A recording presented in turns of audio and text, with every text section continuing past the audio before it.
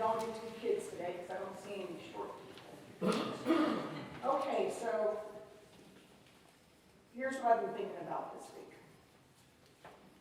So, does anything last forever? Not your shoes, not your car, not your pots and pans you got at your wedding shower.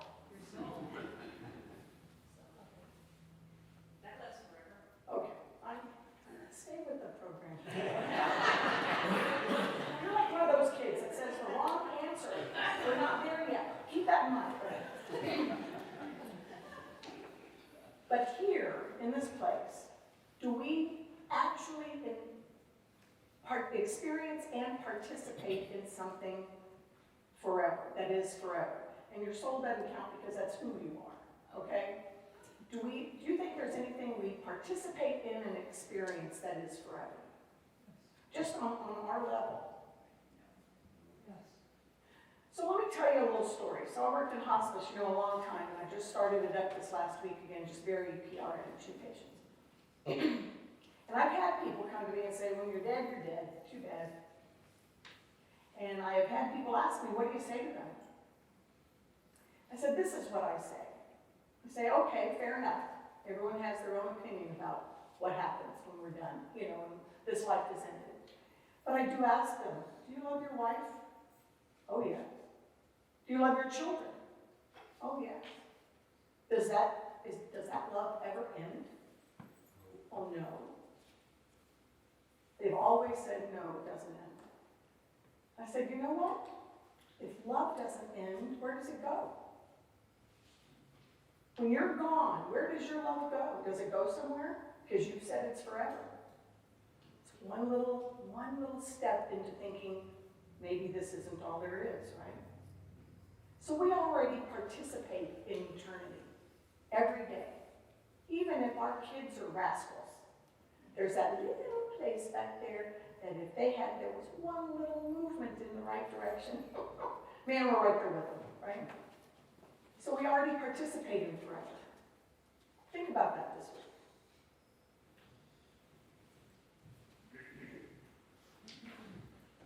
And you're not allowed to talk anymore. Yeah.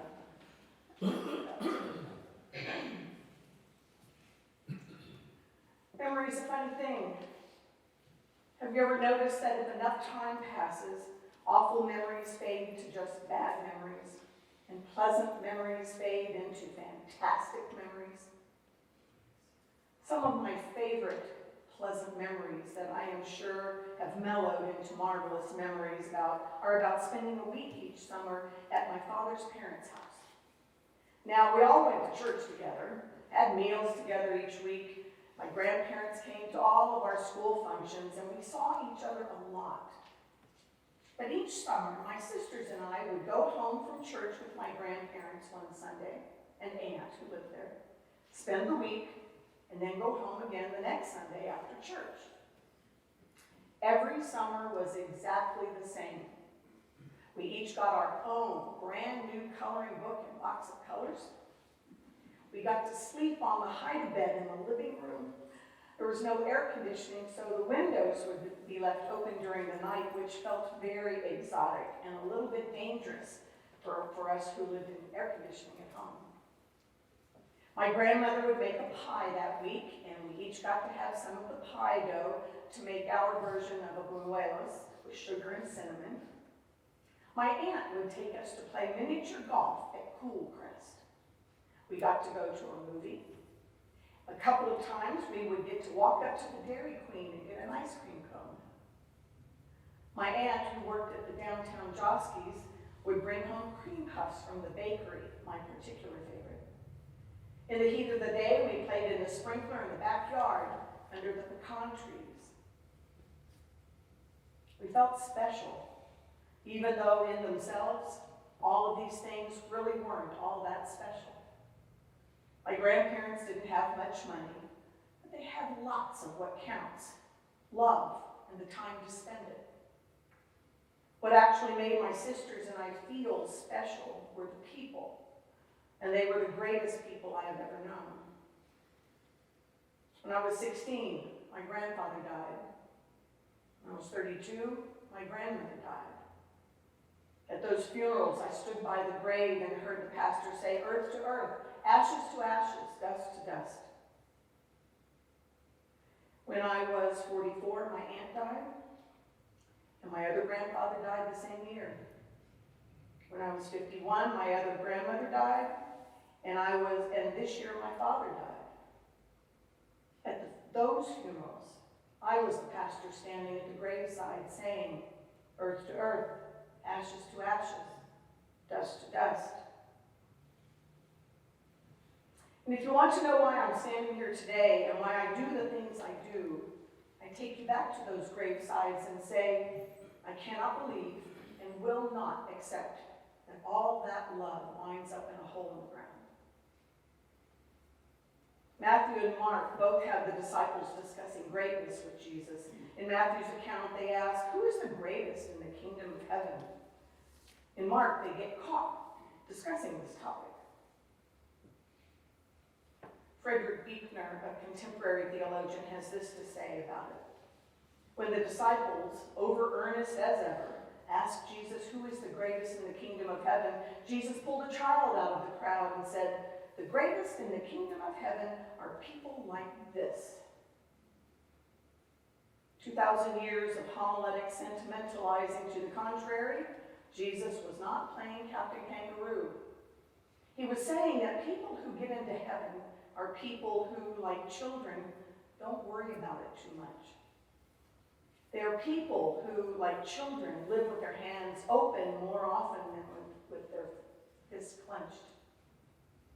They are people who, like children, are so relatively unburdened by preconceptions that if somebody says there's a pot of gold at the end of the rainbow, they're perfectly willing to go take a look for themselves. Children aren't necessarily better than other people. Like the child in the emperor's new clothes, they are just apt to be better at telling the difference between a put-up job and the real thing.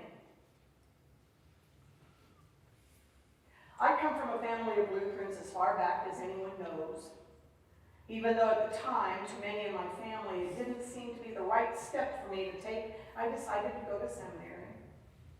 Before I went, I had certain preconceptions about seminary. I thought that this would be the place to learn how to do God's work. I thought I would find a community in which to codify and strengthen my faith, a dependable collegiality with my professors and fellow students, a clear affirmation that I was moving in the right direction. But instead, what I found was Jesus. Life, well, the temptation is always to reduce it to a manageable size. A bowl of cherries, rat race, amino acids. Even to call it a mystery smacks of reducing it because it is the mystery. As far as anybody seems to know, the vast majority of things in the universe do not have whatever life is. Sticks, stones, stars, space, those things simply are. And then there are a few things that are and are somehow aware of it. They have broken through into something, or something has broken through into them. Even a jellyfish, butternut squash, they're in it with us. We are all in it together, or it is in us. Life is in, life is with, life is it. After lecturing learnedly on miracles, a great theologian was asked to give a specific example of one. There's only one miracle, he answered. It is life. So here are some questions for you for this next week. Have you wept at anything during the past year? Has your heart beat faster at the sight of something beautiful? Have you thought seriously about the fact that someday you will die? More often than not, have you really listened when people spoke to you, instead of just waiting for your turn to speak? Is there anybody you know in whose place, if one of you had to suffer great pain, you would volunteer yourself? These questions, if your answer to all or most is no, chances is you're already dead. There was a Woody Allen movie in which Woody Allen played a rabbi, and in one of the scenes, a person asks him, why is it that rabbis always answer a question with a question? To which Woody replies, do you have a problem with rabbis answering a question? Jesus was also very good at this technique. However, his intention was not to mislead or misdirect, but to find out why it is you wanted to know in the first place. For example, when Jesus entered the temple, he was asked, by what authority do you do the things you do? And Jesus responded, I will answer your question if you answer my question. By what authority did John the Baptist do the things he did? Jesus' counter question forces them to choose sides. How important is the question to them? There comes a point in Jesus' ministry that he begins regularly to predict his own death. In one version, the disciples respond with a discussion about greatness. And Jesus corners them on this topic and illustrates his understanding by presenting them with a child. Jesus says to them, the Christ will die. And as my disciples, you must take up your cross and follow me. To illustrate his point, Jesus presents them with a child, and in presenting them with a child, he asks them the fundamental question of how much is it worth to you? What is your bottom line? I don't know if you're like me, but my heart and mind get caught up in so many things.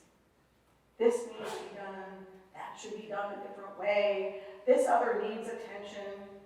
But Jesus sits a child in front of me and says, okay, what is your bottom line? Well, I believe that all the love we give and receive does not wind up as a hole in the ground. I'm certain that at the marriage feast of the Lamb, there will be cream puffs and ice cream cones and miniature golf. My bottom line is that only in Christ has a way been found. We gather every Sunday to remind ourselves that the mystery of life is a celebration. We remind ourselves that the law has been abandoned and mercy has been perfected into grace. Frederick Buechner says that after centuries of handling and mishandling, most religious words have become so shop-worn, nobody's much interested anymore. But not so with the word grace, for some reason. Mysteriously, even derivatives like gracious and graceful still have some of the bloom left. Grace is something you can never get, but only be given. There's no way to earn it, or deserve it, or bring it about any more than you can deserve the taste of raspberries and cream, or earn good looks, or bring about your own birth. A good sleep is grace, and so are good dreams. Most tears are grace. The smell of rain is grace. Somebody loving you is grace. Loving somebody is grace. After all, have you ever tried to love somebody? The crucial eccentricity of the Christian faith is the assertion that people are saved by grace. There's nothing you have to do. There's nothing you have to do. There's nothing you have to do. The grace of God means something like this. Here's your life. You might never have been, but you are, because the party wouldn't have been complete without you. Here's the world.